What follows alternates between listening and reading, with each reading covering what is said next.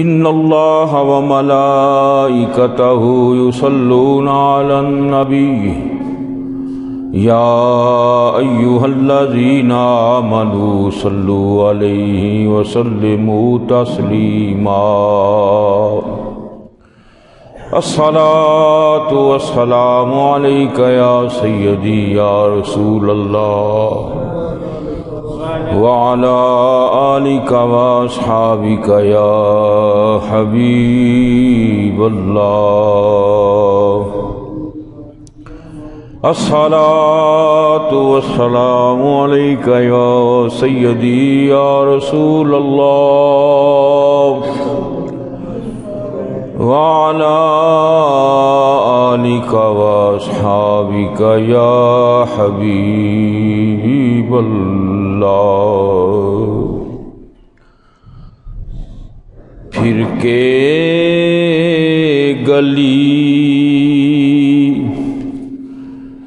گلی تباہ ٹھوکریں سب کی کھائے کیوں دل کو جو عقل دے خدا تیری گلی سے جائے کیوں دل کو جو عقل دے خدا تیری گلی سے جائے کیوں پھر کے گلی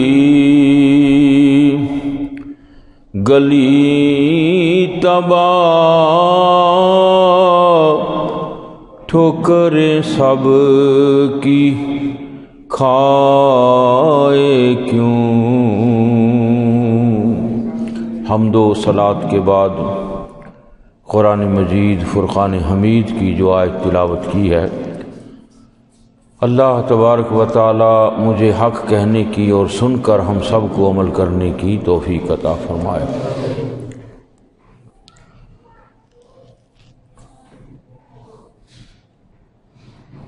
وہ دو جب غار میں تھے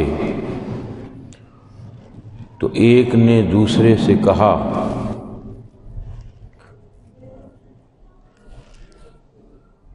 کہ غم نہ کر، بے شک اللہ ہمارے ساتھ ہے۔ قرآن مجید فرقان حمید میں اللہ تبارک و تعالی نے وہ نقشہ کھینچا جب سرکار دو عالم صلی اللہ علیہ وسلم اور حضرت سیدنا صدیق اکبر رضی اللہ تعالی عنہ ہجرت کر کے اس غار میں پہنچے جس کے بارے میں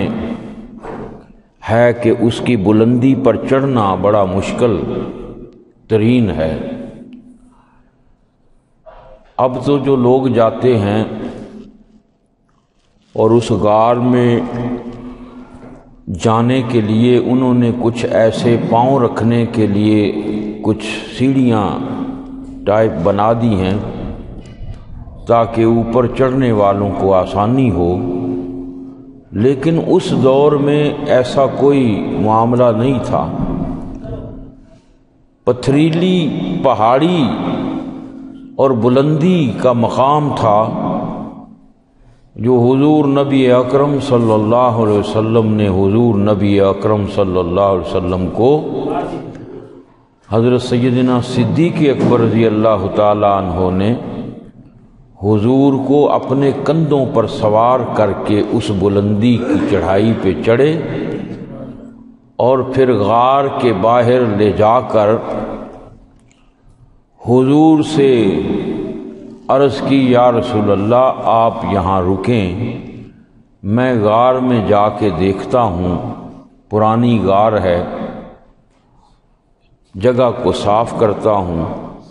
کوئی ایسی چیز نہ ہو، جگہ ناپاک نہ ہو، تو آپ اندر گئے اور غار کو صاف کیا، اپنی چادر مبارک کو پھاڑ پھاڑ کے جو سوراخ تھے وہ بند کیے، سوائے ایک سوراخ کے، جس کے بارے میں احادیث میں آتا ہے کہ جب حضور کو سیدنا صدیق اکبر رضی اللہ تعالیٰ عنہ لے کے اس غار میں چلے گئے تو وہ سوراخ جو بند نہیں ہو سکا اس پر اپنی ایڑی رکھ دی تھی، اور وہاں سانپ رہتا تھا جو حضور نبی اکرم صلی اللہ علیہ وسلم کی زیارت کی تمنا رکھتا تھا کہ حضور آئیں گے تو میں بھی زیارت کروں گا۔ بڑی لمبی عمر کا سانپ تھا۔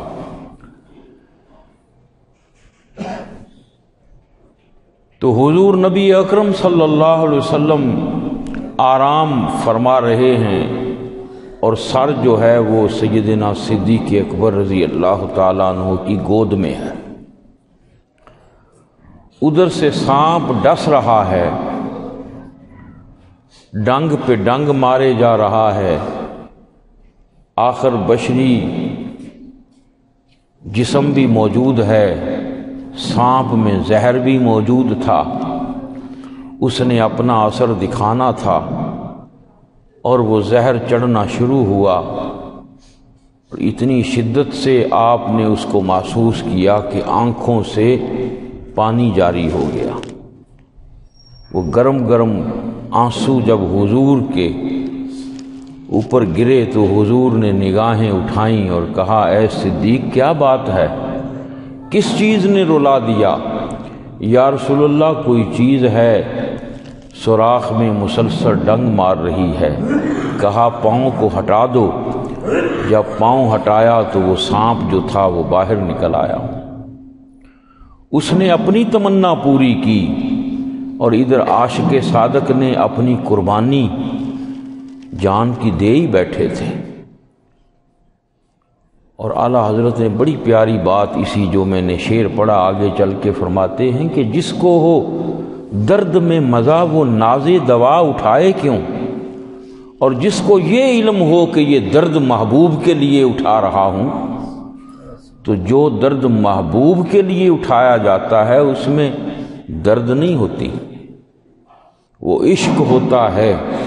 اور عشق اس درد پہ اتنا حاوی ہو جاتا ہے، محبت دردوں پر اتنی حاوی ہو جاتی ہے کہ درد کو محسوس ہی نہیں ہونے دیتی۔ لیکن کہاں سیدنا صدیق اکبر رضی اللہ تعالیٰ عنہ کی شان ہے۔ ایک مرتبہ حضرت جبریل امین تشریف لاتے ہیں حضور کی بارگاہ میں اور عرض کرتے ہیں، یا رسول اللہ، اللہ تبارک و تعالیٰ نے سلام بھیجا ہے اور سیدنا صدیق اکبر رضی اللہ تعالیٰ عنہ پر بھی سلام بھیجا ہے، اور اللہ نے پوچھا ہے کہ اے صدیق اکبر، تمہاری جو داڑھ میں درد ہے اس کا کیا حال ہے؟ تو حضور نبی اکرم صلی اللہ علیہ وسلم نے سیدنا صدیق اکبر رضی اللہ تعالیٰ عنہ کی طرف توجہ کی اور پوچھا، اے صدیق، کیا تمہاری داڑھ میں درد ہے؟ تو آپ نے کہا، ہاں یا رسول اللہ، 25 سال گزر گئے میری داڑھ میں درد ہو رہا ہے، اور آج تک اس درد کے اظہار کو ظاہر ہی نہیں ہونے دیا۔ جس کو ہو درد میں مزہ ناز دوا اٹھائے کیوں؟ یہاں ایک سوال پیدا ہو گیا کہ ہمارا عقیدہ تو یہ ہے کہ حضور نبی اکرم صلی اللہ علیہ وسلم کو علم غیب ہے، تو اگر حضور کو علم غیب ہے تو سیدنا صدیق اکبر رضی اللہ تعالیٰ عنہ کو داڑھ کا درد ہوتا رہا، کیا حضور کے علم میں نہیں تھا؟ جن لوگوں کو درد اور تکلیف اور مصیبتوں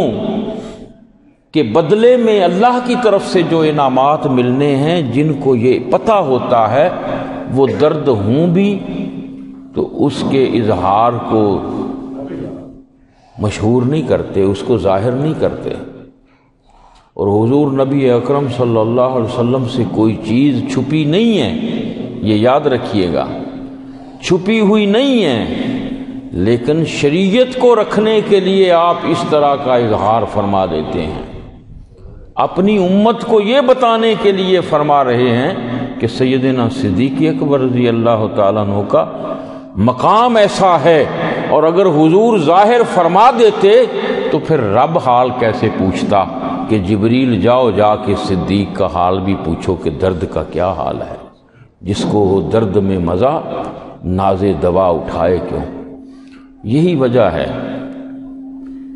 کہ فرمایا کرتے تھے دنیا میں سب کے احسانوں کے بدلے اتار دیے سوائے سیدنا صدیق اکبر رضی اللہ تعالیٰ عنہ کے، اس لیے کہ سیدنا صدیق اکبر رضی اللہ تعالیٰ عنہ کے احسانوں کا بدلہ کل قیامت کے دن خدا ہی اتارے گا، اور وہ بدلہ سوائے اس امت کی بخشش کے اور کیا ہو سکتا ہے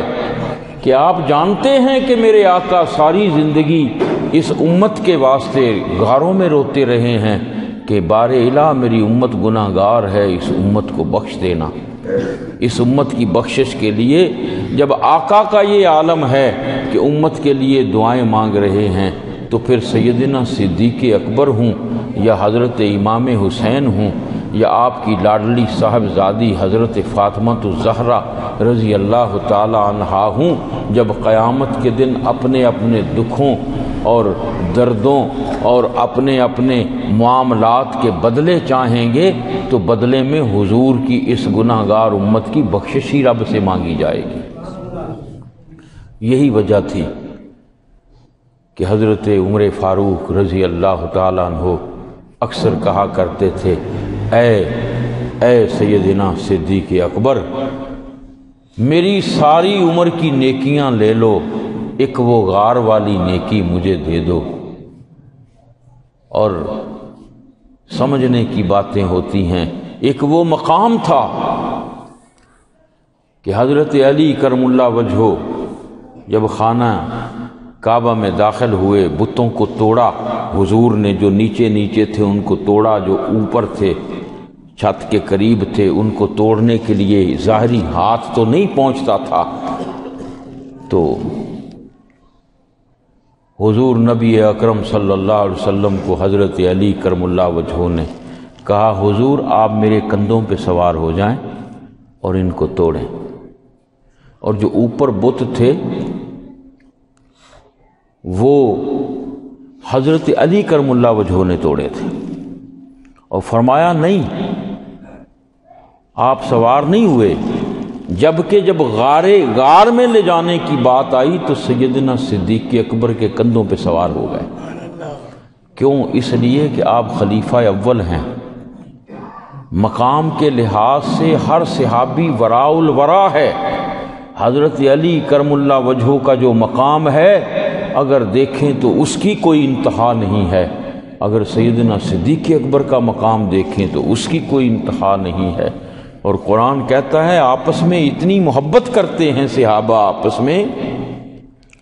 آپس میں اتنے رحیم و کریم ہیں، لیکن کافروں کے لیے بڑے سخت ہیں کہ مجال ہے ایک دوسرے کے دل میں یہ بات آئے کہ مقام کے لحاظ سے کسی کو اونچا سمجھنا ہے یا کسی کو نیچا سمجھنا ہے۔ یہ ہمارے معاشرے میں آج کے دور میں یہ فرق پیدا ہو گیا، جس کے پاس پیسہ ہے اس کو اونچا سمجھا جا رہا ہے، جو غریب ہے اس کو نیچا سمجھا جا رہا ہے۔ نہ وہاں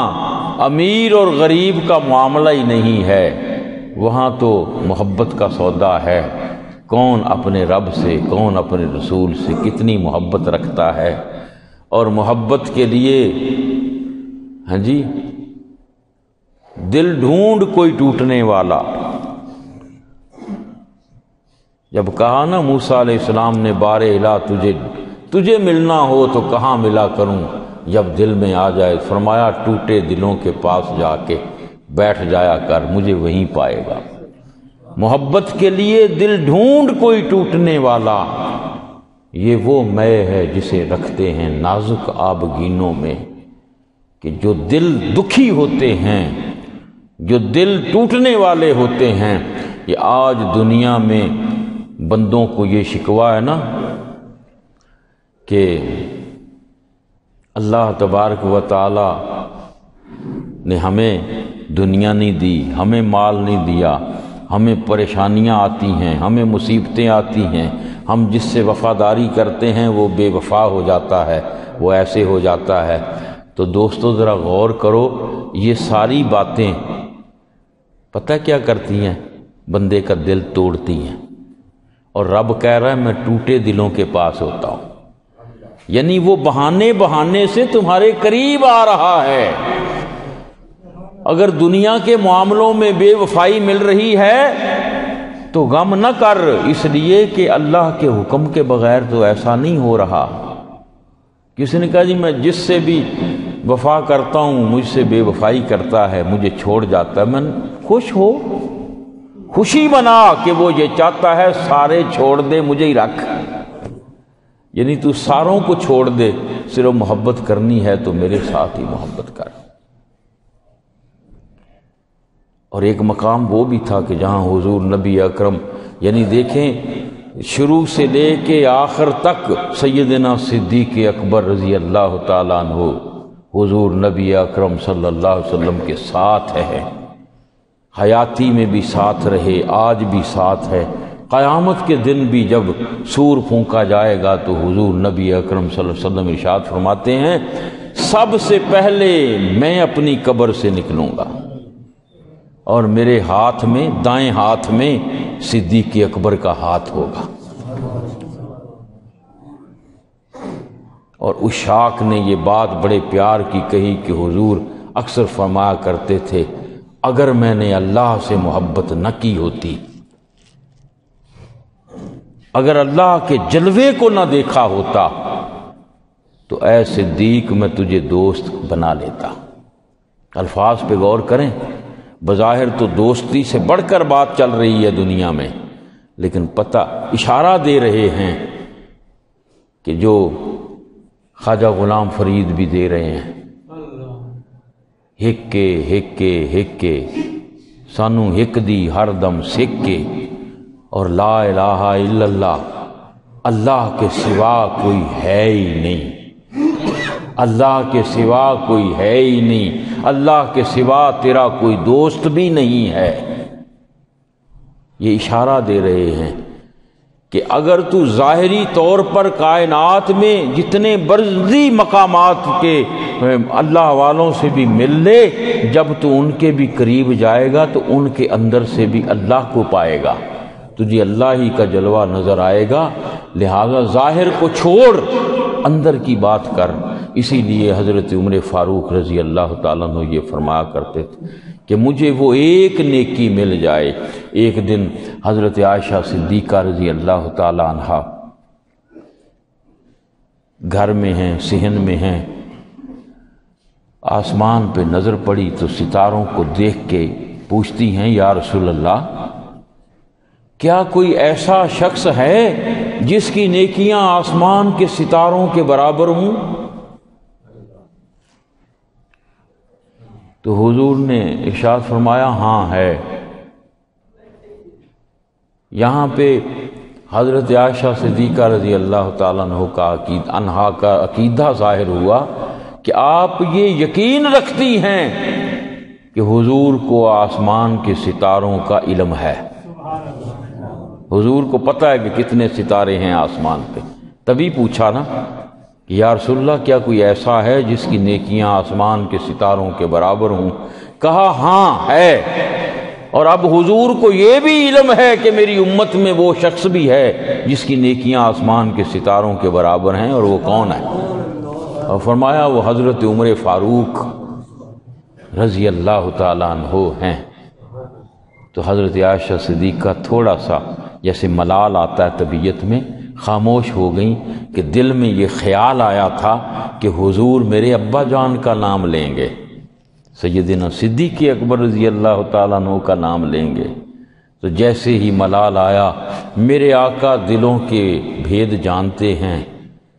دل میں غم آ جائے حضور سمجھتے ہیں،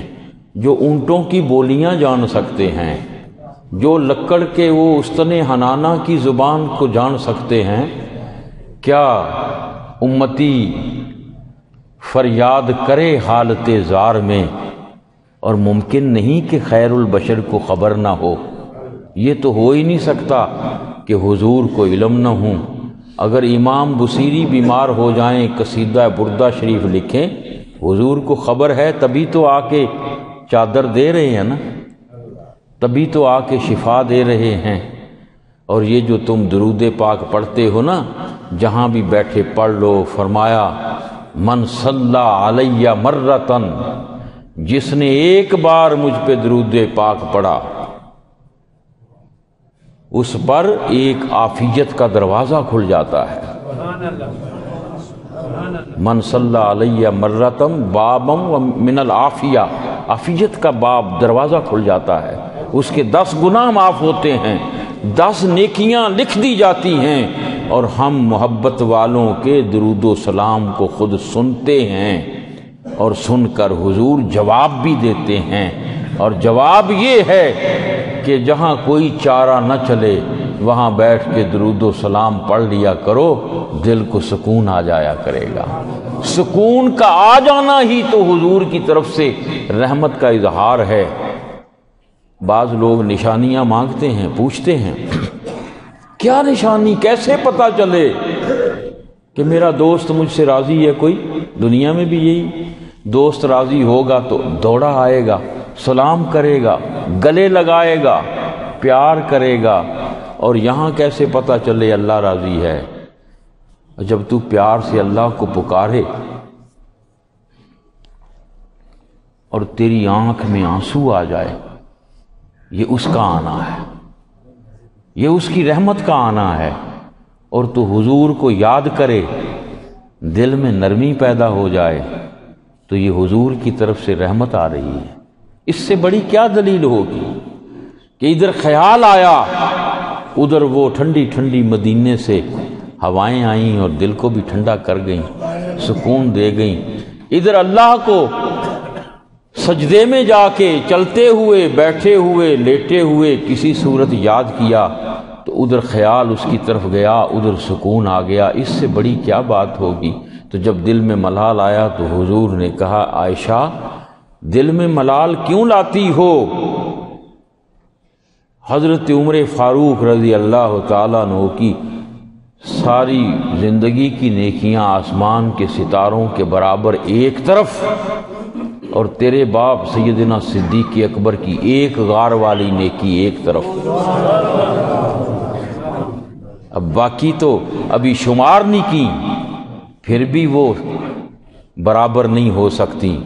یہ مقام ہے سیدنا صدیق اکبر رضی اللہ تعالیٰ۔ زندگی کا کوئی پہلو چھوڑا ہی نہیں کہ جس میں حضور نبی اکرم صلی اللہ علیہ وسلم کے اگر تکلیف میں دیکھا ہے تو ان دکھوں کو اپنے اوپر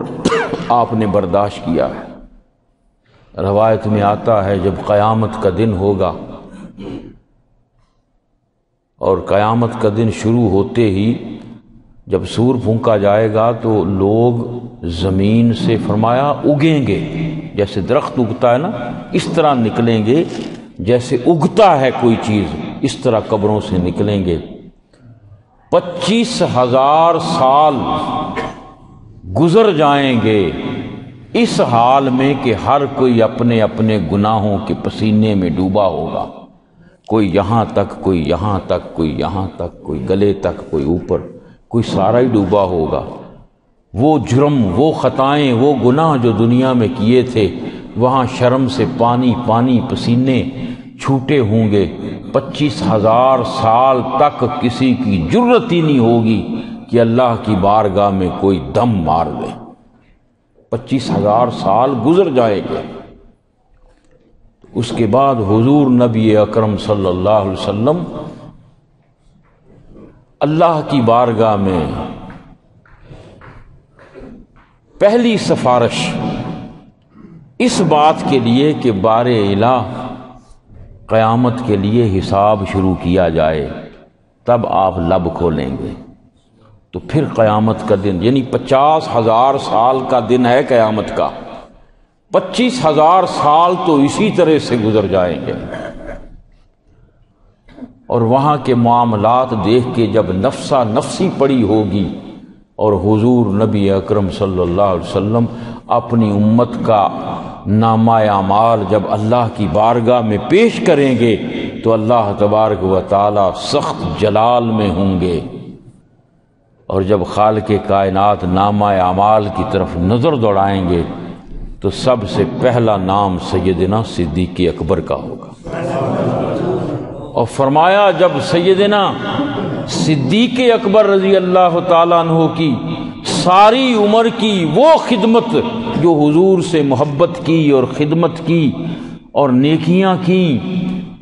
اور اپنا تن من دھن سب کچھ قربان کر دیا اللہ کے محبوب پہ، جب رب کی نظر جائے گی تو رب کا جلال جمال میں بدل جائے گا۔ سیدنا صدیق اکبر رضی اللہ تعالیٰ جن کے نام کو دیکھ کے اللہ کا جلال بھی جمال میں بدل جائے، یارو ان کی محبت تمہارے سینے میں ہوگی تو کیا شفا نہیں ملے گی؟ لیکن یہاں تھوڑی سی فرق ہے، فرق یہ ہے کہ ہمیں محبت ہوئی ہی نہیں۔ محبت سمجھ نہیں ہے کیسی ہوتی ہے؟ پیسے سے بڑی ہے، پیسے سے بہت محبت ہے، دنیا سے بیوی بچوں سے بہت محبت ہے۔ ہر بندہ اپنے طور پر موازنہ کر سکتا ہے اس کا دل کس کے زیادہ قریب ہے، کسی کو جا کے پوچھنے کی فتویٰ لینے کی ضرورت نہیں ہے۔ تیرے دل سے بڑا کوئی مفتی نہیں بیٹھا تیرے اندر، تیرا ضمیر ہی تجھے فتویٰ دے گا کہ تو کتنی محبت کرتا ہے۔ اگر سردیوں کی رات بھی صحابہ کی شان یہ ہے کہ حضرت علی کرم اللہ وجہہ فرماتے ہیں سخت گرمی ہو اور روزوں کا مہینہ ہو اور سخت سردی پڑ رہی ہو اور تہجد کے وقت اٹھ کے ٹھنڈے پانی سے وضو کرنا، اس سے بہتر مجھے کوئی عمل ہی نہیں لگتا۔ اور وہ تو وقت بھی وہ تھے کہ پانی بڑی دور دور سے کنووں سے لائے جاتے تھے، یہاں تو ہر گھر میں گیزر ہے، پانی بھی گرم ہے، مسجدوں میں بھی گیزر ہے۔ لیکن کسی کو کہہ دیا جائے تہجد کی نماز، تہجد کی تو بڑی دور کی ہے، فجر کی پڑھنی مشکل ہوتی ہے، ساری رات جاگیں گے، ساری رات موبائل پہ لگے رہیں گے، فضولیات میں لگے رہیں گے، اور فجر کی نماز کا وقت آئے گا تو نیند آ جائے گی، اور ساری رات محفلیں کریں گے۔ یہ بھی یاد رکھنا اس محفل کا کوئی فائدہ نہیں جو تجھ سے نماز کو دور کر دے۔ نماز معراج ہے، اللہ سے ملنے کا ایک بہت بہترین ذریعہ ہے، اور نماز وہ عمل ہے جس کو حضور فرما رہے ہیں اے بلال اذان کا وقت ہو گیا، ذرا اذان پڑھو اور میری آنکھوں کو ٹھنڈا کر دو۔ نماز میری آنکھوں کی ٹھنڈک ہے، حضور فرمائیں نماز میری آنکھوں کی ٹھنڈک ہے، اور امتی ساری رات ان کی نعتیں پڑھے اور آنکھوں کی ٹھنڈک چھوڑ دے، یہ کوئی محفل نہیں ہوتی۔ محفل دوستو یہی ہے کہ تو تنہائی میں اپنے خیالوں کو درست کر کے حضور کی بارگاہ میں درود پاک بھی پڑھے، اور جب نماز کے لیے تجھ پہ وقت آئے تو اس طرح گم ہو کے ایسی نماز پڑھ کہ تو نہ رہے اور تیری ہستی کی رنگ و بو نہ رہے، اور ہو میں اتنا وصال پیدا کر بجز ہو کے غیر ہو نہ رہے، یعنی تیرا اپنا وجود اور تیری ہستی بھی درمیان سے اٹھ جائے، اور پھر تو اس خالق کائنات کے جلوے میں گم ہو جائے، اور اتنا گم ہو کہ جب وجود کو دیکھے تو تجھے ہو نظر آئے۔ باہو ہو میں گم ہوا ربانی ہوا، باہو ہو میں گم ہو کے فانی ہوا، اور باہو ہو میں گم ہوا ربانی ہوا۔ اور آپ نے بڑی پیاری بات کی، یہ جو ہم آپ کا شعر پڑھتے ہیں نا، الف اللہ چمبے دی بوٹی میرے من وچ مرشد لائی ہو، آپ کے آخری شعر کے آخری لائن میں جا کے دیکھو کیا لکھتے ہیں، یہاں آپ نے پورا مکمل شعر لکھا، یہ یار یگانہ ملسی تینوں یہ سردی بازی لاویں۔ وہ سردی بازی اے نہیں کہ سر اتار دے، اپنی خواہشوں کو مار، ختم کر، ایسی محبت کر کہ محبت میں اسوہ حسنہ کو اپنا۔ یار یگانہ ملسی تینوں جے سردی بازی لاویں، عشق اللہ وچ ہو مستانہ ہو صدا علاویں۔ اور نال تصور اسم اللہ دے دم نو قید لگاویں، اور فرمایا ذاتی نال جا ذاتی رلیا تد باہو نام رکھاویں۔ تو باہو تب بنے گا جب تیری روح اس جلوے میں گم ہو کے ایک ہو جائے گی، پھر تو باہو ہے۔ اور پھر شروع میں فرمایا الف اللہ چمبے دی بوٹی من وچ مرشد لائی،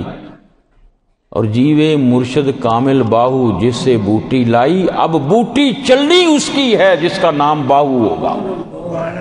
پیر کی نہیں چلنی، جتنا مرضی بڑا بن جا، بوٹی چلنی ہے کس کی؟ ذاتی نال جا ذاتی رلیا تد باہو نام رکھاویں۔ بوٹی وہ لگائے جس کی زبان پہ وہ خود بولے، جس کی آنکھ سے وہ خود دیکھے، جس کے کانوں سے وہ کہتا ہے نا میں کان ہو جاتا ہوں، میری سماعت سے سنتا ہے، یعنی اس کے اندر ہو تے باہر ہو، باہو کتھ لبیوے ہو، درمیان میں اپنا وجود ہی نہ رہے، ایسا آئینہ بنے۔ اور آئینہ پھر جب سورج کے سامنے کرو گے تو پورا سورج آئینے میں اتر آئے گا، اسی طرح اپنے وجود کے آئینے میں جب ذات کا جلوہ آئے گا تو وہ جب منعکس ہو کے کسی پہ پڑے گا، فیض تب جاری ہوگا۔ اللہ تعالیٰ مجھے اور آپ کو عمل کرنے کی توفیق عطا فرمائے۔